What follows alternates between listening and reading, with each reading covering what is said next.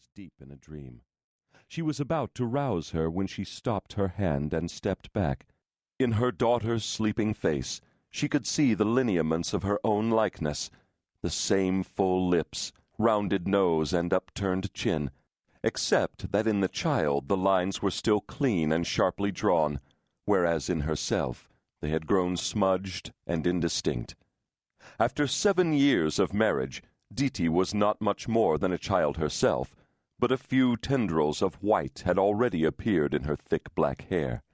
The skin of her face, parched and darkened by the sun, had begun to flake and crack around the corners of her mouth and her eyes.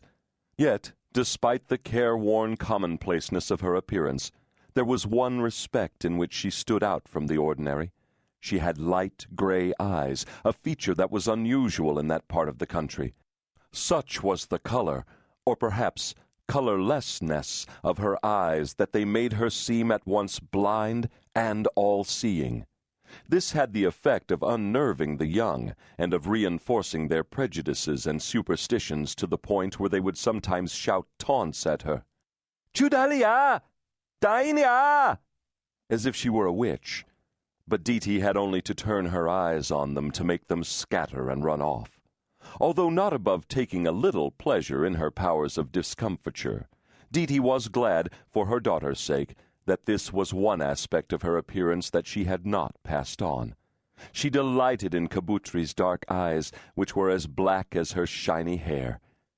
Now, looking down on her daughter's dreaming face, Diti smiled and decided that she wouldn't wake her after all. In 3 or 4 years the girl would be married and gone. There would be enough time for her to work when she was received into her husband's house. In her few remaining years at home, she might as well rest. With scarcely a pause for a mouthful of roti, Diti stepped outside, onto the flat threshold of beaten earth that divided the mud-walled dwelling from the poppy fields beyond.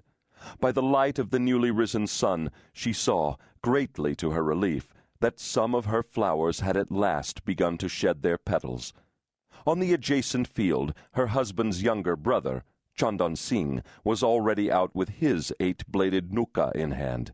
He was using the tool's tiny teeth to make notches on some of the bare pods.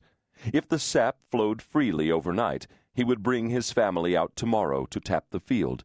The timing had to be exactly right, because the priceless sap flowed only for a brief period in the plant's span of life, a day or two, this way or that, and the pods were of no more value than the blossoms of a weed.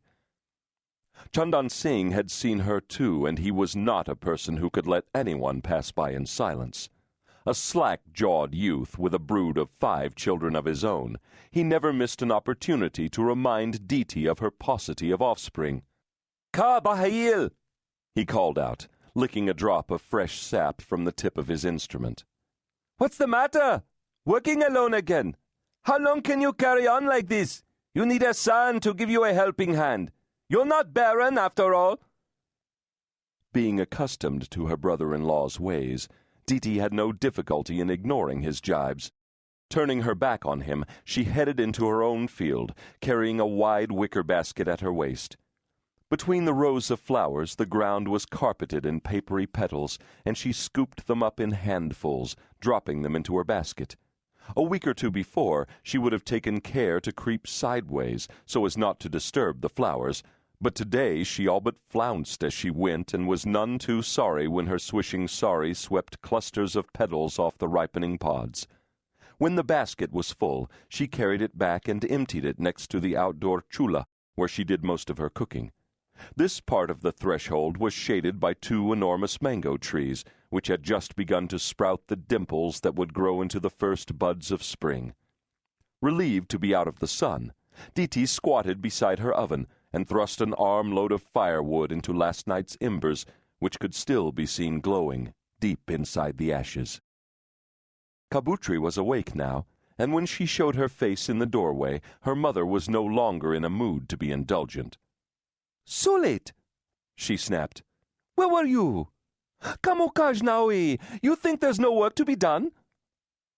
Diti gave her daughter the job of sweeping the poppy petals into a heap, while she busied herself in stoking the fire and heating a heavy iron tawa. Once this griddle